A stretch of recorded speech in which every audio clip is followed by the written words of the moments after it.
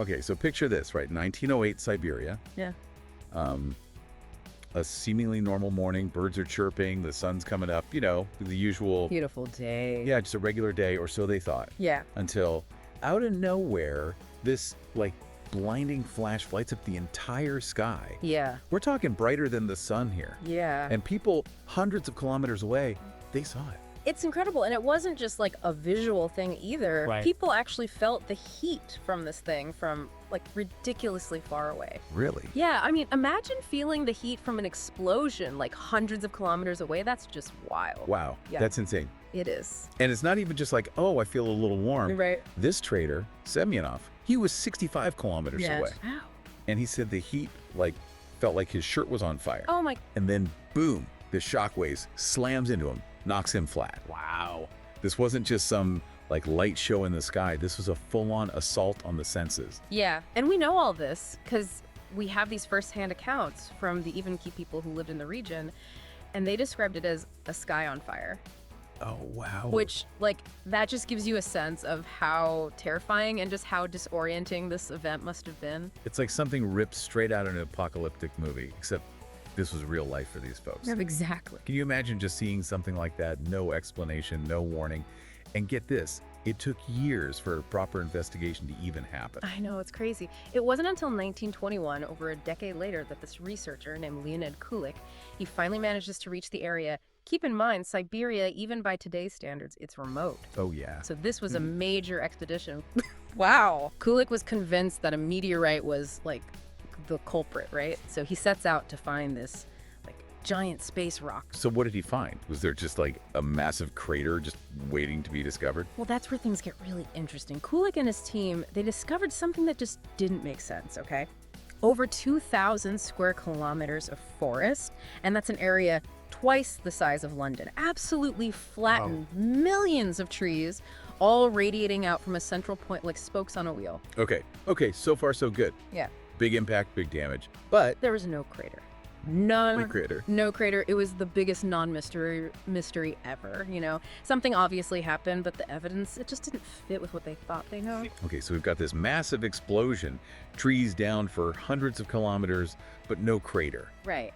So what did scientists make of all this? What could possibly cause that much damage and not leave a mark? Well, this is where the airburst theory comes in. Airburst theory, okay. Yeah, it might sound a little counterintuitive, but the most likely scenario here is that an asteroid or comet, somewhere between 50 and 190 meters wide, entered the atmosphere. Okay. And it exploded before it could actually hit the ground. Wait, hold on. It exploded in midair, like it never even made contact with Earth. Exactly. It's kind of like imagining like a giant rock hitting a wall of water, right? Okay. The resistance is so great it just bursts apart. Right. In this case, the wall was our atmosphere. Wow. This object would have been traveling at tens of thousands of kilometers per hour. Oh. And the friction, the pressure as it slammed into the atmosphere, Wow. it all just built up until the object just couldn't take it anymore. So instead of a crash landing, we get an airburst. Yeah. But how can something exploding like miles above the surface cause that much damage? I mean, that's still hard to wrap my head around. Think about it this way. The energy released in that midair explosion, it had to go somewhere. Right. And it erupted outwards in this massive shockwave. Okay. And that shockwave, traveling at supersonic speeds, that's what slammed into the ground, flattened those trees, and created all those crazy effects that were witnessed hundreds of kilometers away. So it's like the shockwave acted as the impact, even though there was no actual physical collision. Precisely. Okay. So what about the object itself? I mean, what happened to that? Well, it would either vaporize completely in the intense heat of the explosion, or broken up into smaller pieces that scattered over a vast area, or even potentially bounce back into space. We don't know for sure.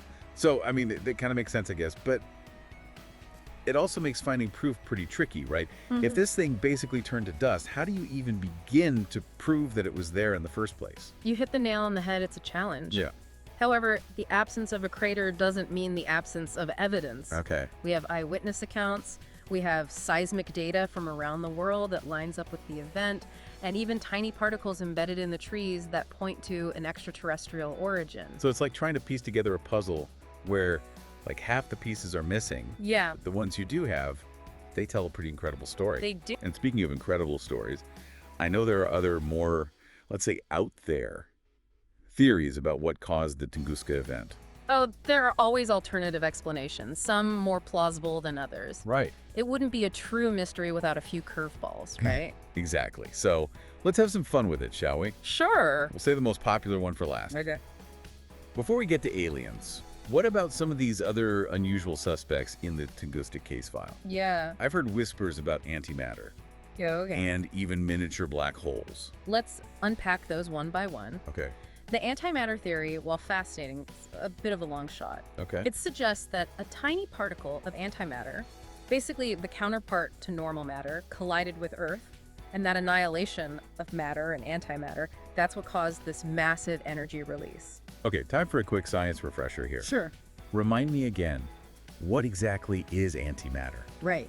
Is this like the stuff they use to power spaceships in Star Trek? You're not far off. Science fiction loves antimatter for a reason. In simple terms, imagine every particle in the universe has this, evil twin. Okay. It's antiparticle. It has the opposite charge. Gotcha. When they collide, kaboom, pure energy. So in theory, a tiny speck of this antimatter could cause a massive explosion. That's the idea. The energy conversion from an antimatter annihilation, it's off the charts, far greater than any conventional explosion. Right. But there's a catch, Okay? and it's a big one. Okay, lay it on me. We have very little evidence that large quantities of antimatter even exist in the universe, let alone roaming around freely and just happening to collide with Earth. So we can probably file that one under intriguing but improbable. Right. Okay, so what about the black hole theory? Okay. I have to admit, the image of a tiny black hole, zipping through the Earth, is both fascinating and a little terrifying at the same time. It's definitely food for thought, isn't it? Yeah. Some scientists propose that a microscopic black hole, possibly like a leftover from the Big Bang itself, passed through Earth, and the Tunguska event was a result of that interaction. Okay, I'm intrigued, but I'm also hoping you're about to tell me why that's highly unlikely. Well, as mind-blowing as the idea is, there are a few holes in this theory, so to speak. Okay. Firstly, if a black hole, even a small one, passed through the Earth, we'd expect to see evidence of an exit point. Right. Another massive energy surge as it blasted back out. Okay, that makes sense. And secondly, black holes don't just disappear. Right. They would continue interacting with matter, potentially causing other observable effects. Okay. And so far, no other strange gravitational anomalies have been linked to a rogue black hole on the loose. So, we've ruled out rogue black holes. Antimatter seems unlikely. Yeah. But what about the most popular theory of all? You know what I'm talking about? Okay. Aliens? Ah, yes, the alien theory. It's the one that captures the imagination the most, doesn't it? It's tough to resist the allure of a good UFO story, especially when you have an event as unexplained as Tunguska. Right. Was it a spaceship malfunction? An intergalactic engine test gone wrong? Yeah. Maybe even an alien species trying to save us from a much larger impact? Who knows? I'll admit, those scenarios are fun to think about. And I'm not one to dismiss possibilities out of hand, but we have to approach this with a healthy dose of skepticism, wouldn't you say? Okay, I get it. Extraordinary claims require extraordinary evidence. Right. But wouldn't it be wild if, just maybe, the answer to the Tunguska mystery turned out to be something truly out of this world? Wild is an understatement. Right. But you're right, it's tempting to, let our imaginations run wild, especially with an event like this. Yeah. But even without aliens, it's a reminder that there are these massive forces at play in our universe. Yeah. Forces we're still trying to fully comprehend, It really puts things in perspective, doesn't it? This colossal explosion, the sheer scale of the destruction. And it was caused by something most people wouldn't even consider a threat. Right. A cosmic airburst. Yeah. What if Kulik and his team had arrived, a few hours earlier? Now that's a thought. Right. Can you imagine witnessing that kind of raw power firsthand?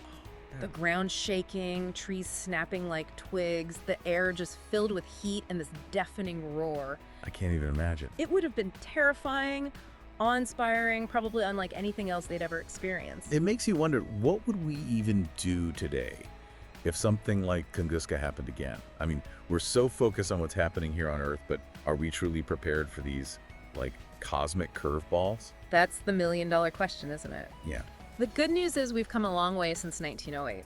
Okay. We have programs in place to actually track near-Earth objects. We have telescopes that are scanning the skies, and we have scientists who are dedicated to understanding these potential threats.